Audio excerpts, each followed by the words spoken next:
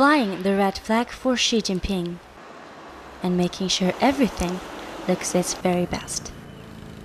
While Mongolia's communist past is a fading memory, plenty of evidence remains of the country's history as a Soviet satellite.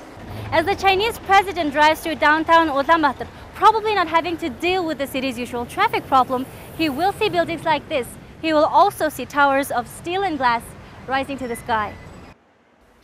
Today's skyline is unrecognizable from the one Xi's predecessor, Hu Jintao, would have observed in 2003, the last time a Chinese leader was here. It's a transformation brought about by the resource-driven boom that made Mongolia the world's fastest-growing economy in 2011, but the days of double-digit growth are gone.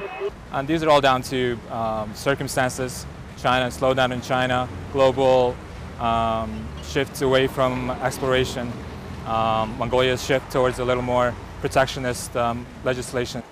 Amid these challenges, a visit from the leader of its top trade partner is particularly timely.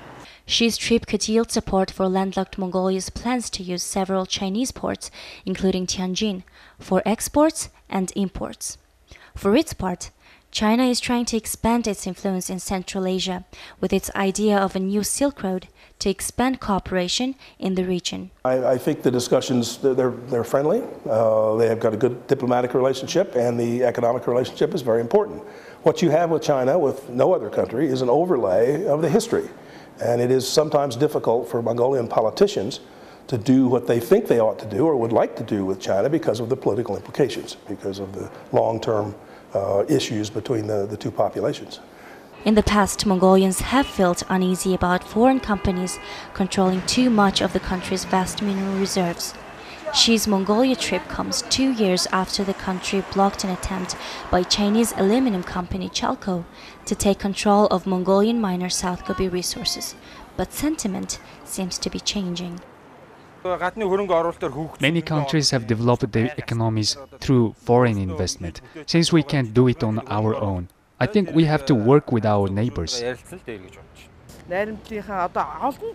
Historically, we have many years of cooperation. I think we can all benefit from this investment. Russian President Vladimir Putin has been invited to Mongolia in about 2 weeks.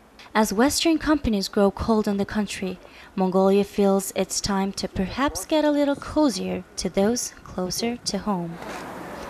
Bloomberg TV Mongolia, Ulaanbaatar, Mongolia.